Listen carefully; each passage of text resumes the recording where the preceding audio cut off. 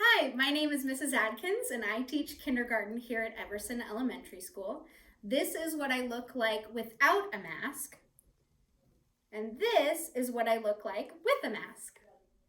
Hi, I am Mrs. Kleist and I teach kindergarten here at Everson Elementary. This is what I look like without a mask on. And this is what I look like with a mask on. Hi, I'm Mrs. Ramirez and I teach kindergarten here at Everson Elementary. This is what I look like without my mask, and this is what I look like with my mask. Hello everyone, my name is Mr. DeVere and I am excited to be your principal. This is what I look like without my mask on, and this is what I look like with it on. I hope to see you soon. Star books are books that we read over and over again in kindergarten. This book we might read 5 times in 1 week, and we'll learn different parts of the book and different things about the book. At the end of the week, I'm able to give this book to a kindergartner and they can read it to theirself from memory. Some things that when you're doing a read aloud at home with some favorite books that you can point out is you can point out the title, you can point out the front, the back of the book, point out where the pictures are, where the words are. Remember, sometimes kids don't understand tracking, and so teaching them that when you come to the end of the line, you go down and continue. Also teaching them when you come to the last word in a page, what do you do with the page? Oh, you turn a page. These are all things that you can do and teach when you are doing read-alouds at home. This movie is Letter Factory, and this is something that all the kindergarten teachers watch in the classroom to teach kids letters and letter sounds. This movie is available on Netflix right now if you have a Netflix subscription. So we highly recommend you watching this with your student over and over again to help them learn their letters and letter sounds. In kindergarten, we learn how to hold the pencil the correct way. There are lots of videos on YouTube that you can look up to teach pencil grip. I'm going to show you one way that we teach students how to pick up the pencil and hold it with the proper 3-finger grip. So I have my pencil on my table and the eraser is at the top and the point is at the bottom, and I'm going to grab it with my 2 fingers here, and then I'm going to flip it over so that it's resting on my middle finger. Incoming kindergartners should be practicing writing their name and saying the letters in their name. So this is my friend Mabel, and she wrote her name, and now she's going to practice saying the letters in her name. M-A-B-E-L. Something else you can do is you can write your child's name or have your child write their name on a piece of paper, cut it up, see if they can put it back together, or see if they recognize the letters out of order. Mapman is a video that you can find on YouTube to help your child learn how to draw a person and a body so they can draw it during their writing time. Mapman has 2 arms, 2 arms, 2 arms. Mapman has 2 arms so that he can reach. Mapman has 2.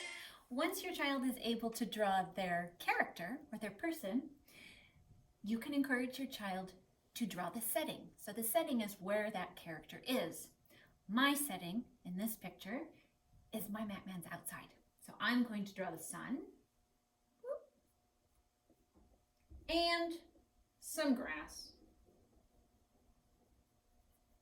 Now my picture shows the setting outside. Another thing that you can help your student with at home, after they draw their character and their setting, you can have them tell the story. So this is me, and I'm gonna label me. M-E spells me. So now the person that I'm talking to knows that this is me. And I was outside, I was playing in the grass, and it was a really sunny day. Recognizing the numerals is an important piece of kindergarten math. And there are several ways that you can do this at home when you're getting ready for kindergarten. So one of the first things that you can practice is just recognizing numbers in your environment. So on a telephone, there's some numbers. What's the name of that number? Recognizing what number is their number. So if they're 5, they should be able to recognize a 5. Another thing that you can practice doing is writing the numerals at home. And on YouTube, there's a fabulous video called the Numeral Song. It has a catchy little song, but it also gives the kiddos practice writing those numerals. Right down, and that is all. Come right down, and that is all. Come right down, and that is all. To make the numeral 1. Now a child can write those numerals with a pen on board or paper. They can also trace the numbers in the air. They can draw them in the sand, in the mud. So just have fun recognizing those numerals and writing those numerals. Counting is a really important skill that we work on in kindergarten. To help your child at home with counting, they should be practicing counting from 1 to 20 without any help. And that means that you just say, okay, let's count, and they can count without you having to remind them of the next number. Those teen numbers like 13, 14, 15, those can be really tricky for our kindergarten students to say.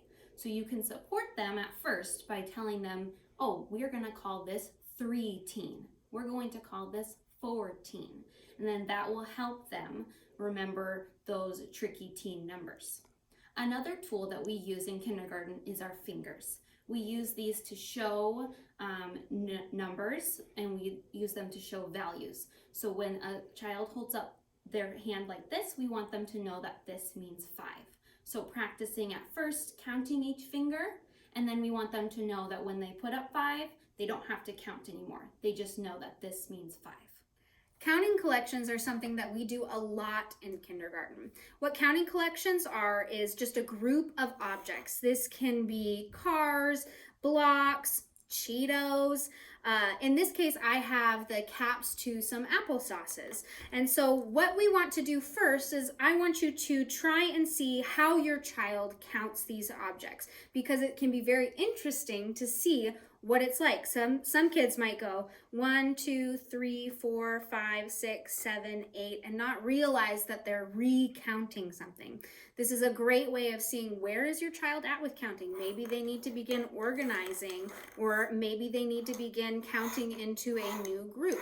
Those are all different skills that we do learn throughout kindergarten. So if they're not doing that quite yet, that's okay. So with counting collections, the first thing they're going to do is count how many objects they have. 1, 2, 3, 4, 5, 6, 7, 8. I have 8 objects. I know that because the last number that I said is the number that represents the whole group. Now what they're going to do is they're going to draw their collection. At first, your child might really want to get detailed in their drawing of their counting collection. That's okay. Eventually, they're going to learn to represent their counting collection in more abstract ways, such as circles. I might just draw circles. I'm going to draw 8 of them. 1, 2, 3, 4, 5, 6, 7, 8. After they drew their collection, it's their job to make sure that they represent their collection with a numeral. So I'm going to draw the numeral 8. And that's how you do counting collections. Following directions is a very important part of getting ready for kindergarten. And when we talk about following directions, we talk about following directions the first time, not repeating those directions until you get a little frustrated. So, something you can do right now to help your child to be ready for kindergarten is practice following directions. There are a lot of different games that you can play, like Simon says, that helps your child to listen very carefully and to be in control of their body in response to directions. Another one would be red light, green light. Really listening carefully and having their body respond. And another thing that can be very helpful for kids who are working on following directions the first time is you as a parent choosing something in their normal routine, like brushing your teeth, and when you give that direction, that first time, if they're not following that direction right then you get up and you support them in following that direction. That helps the kids to know that, ooh, I need to listen to that direction the first time and to actually act on that direction. Another important skill that your child should know before coming to kindergarten is how to do a schedule or what a routine is. And so one way that we teach this in kindergarten is by having a visual schedule. And this is an example of what you might see in your child's kindergarten classroom. So here we have pictures and words to show what they do first, second, third, fourth, and fifth. And supporting your child with practicing this at home might look like creating a schedule with your child. So you might get some paper out and you might draw a picture and write the word for what your morning routine would look like. So first we get up, then we brush our teeth, then we get dressed. And this will help your child be able to predict what their job is next and what they need to do first before they move on to the next thing. In kindergarten, we work a lot on teaching our students to be responsible for their materials. This is something you can pretty easily work on at home. In kindergarten, each child is going to be getting their own pencil box with their own materials in it. It's going to have crayons, scissors, glue, pencils, all of those things. It's really important that your child understands that these are their materials and they need to take care of them. So if a crayon breaks, they are responsible for that crayon. They need to make sure they take care of it. If they lose the cap to their glue, again, they need to learn some responsibility. That was their glue stick, and they need to make sure that the cap stays with the glue stick. Another way of teaching students to be responsible for their materials or their tools is with books. With books, we have to be careful with our books. We can't turn the pages super fast because we don't want them to rip. Also, our books are not hats, our books are not castles, our books are just books, and we need to treat them kindly. We need to be careful with them. So those are some ways that you can teach your child at home to be responsible for their own materials. This is my friend, Larry the listener, and he helps us to learn our expectations for what a learning ready body looks like. So we think about our eyes, and when we're listening to someone talk, we look at them with our eyes. We listen with our ears, so our ears are ready to hear the person that's talking. We also listen with our mouths, so our mouths are quiet when we're listening to someone else talk. Our hands are quiet, they're in our lap, and our hands are waving hands.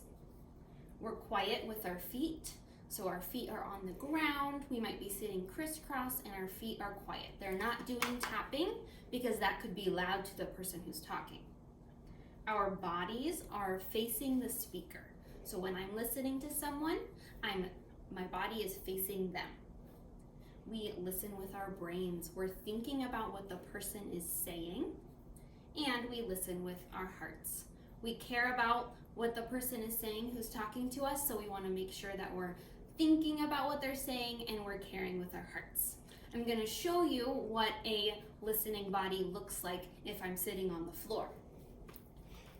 So I might be sitting in my camping chair on the floor, ready to listen to my teacher or my friend share something.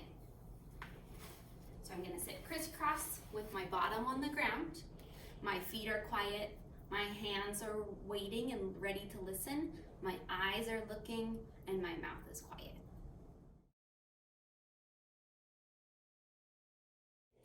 It's important to talk to your child about social distancing before we start school in person. An easy way to talk about this is to teach your kids if they put their hands out and they touch their neighbor, they're too close. They want to make sure that their fingers do not touch. Hand washing is really important to practice outside of school and at home. You want to make sure that your child understands proper hand washing skills. So they need to know that when they are washing their hands, they are singing a song like Happy Birthday, but they also need to make sure they're getting the back of their hands in between their fingers, and all over for those 30 seconds, that whole happy birthday song, to make sure their hands are really clean. Using hand sanitizer is another important skill for the kiddos. Using one pump and rubbing it in on the backs, in between the fingers, all around until it's dry. So when we start school in person, we will all be wearing masks.